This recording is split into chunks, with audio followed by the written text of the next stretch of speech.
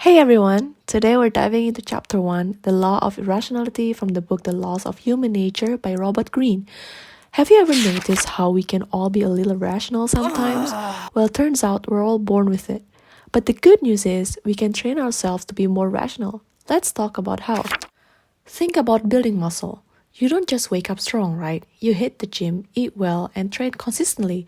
It's the same with rationality. You have to practice, especially when life throws those emotional curveballs. The first step, recognize your irrational triggers. First trigger, confirmation bias. You know when you only seek out opinions that back up your own? That's confirmation bias. It's like you're trying to prove yourself right instead of being open to other point of views. The second trigger, conviction bias. Have you ever been convinced someone's right just because they're super passionate or confident? That's conviction bias. Just because someone seems sure of themselves doesn't mean that they're always right and you have to believe it. The next trigger is appearance bias. This one's pretty straightforward, judging someone based on how they look, and then agreeing with everything they say just because they're appealing or charismatic. The next trigger is a group bias. We all want to fit in, but sometimes that means agreeing with the group even when it's an irrational decision. Watch out for just going along with the crowd. And the fifth trigger is called blame bias. Have you ever noticed how hard it is to own up to your mistakes? Blame bias makes us want to point the finger at others or circumstances rather than accepting responsibility for our own actions. And the last one is superiority bias.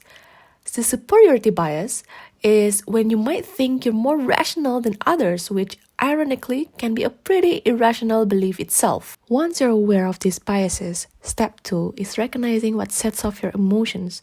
There are two types of emotions, low grade and high grade. Low grade emotions come from within, like the desire for comfort or instant gratification.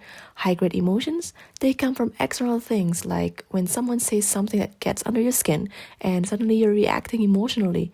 So, what exactly triggers these high grade emotions? The first trigger is childhood triggers. Old childhood wounds or toxic traits from your upbringing can make you overreact without realizing it. And second trigger is sudden gains or losses.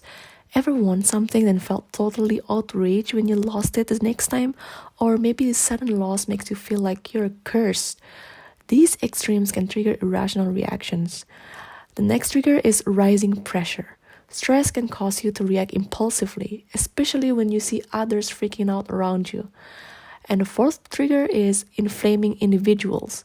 Famous people or influencers often trigger strong emotion.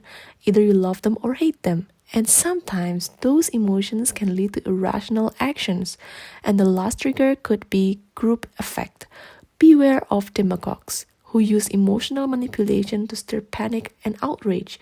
They thrive on keeping everyone on edge. So now that we know what makes us irrational, let's talk about the strategies to actually become more rational.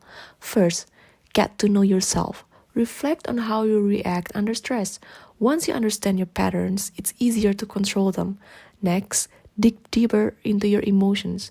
When you're angry or upset, ask yourself, why do I feel this way? What's really going on inside of me? Understanding the root of your emotions helps you to stay calm and rational. Another tip, increase your reaction time. Instead of immediately acting on emotion, give yourself some space to think things through. The longer you wait, the better perspective you'll have. Also, accept people as a fact, which means accept people as they are.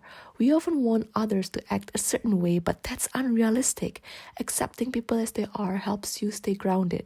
And finally, find balance between thinking and feeling. Imagine your emotions as a horse and your rational thoughts as a rider. The horse has power, but without the rider, it has no direction. And vice versa. The rider guides the energy into something productive. So there you have it. Recognize your biases, understand your emotional triggers, and practice strategies to stay rational. It's all about training your mind, just like training your body. The more you practice, the easier it gets. Remember, practice makes perfect. Thanks for watching. If you like this summary, hit that like button and subscribe for more book breakdowns. See you next time. Bye-bye.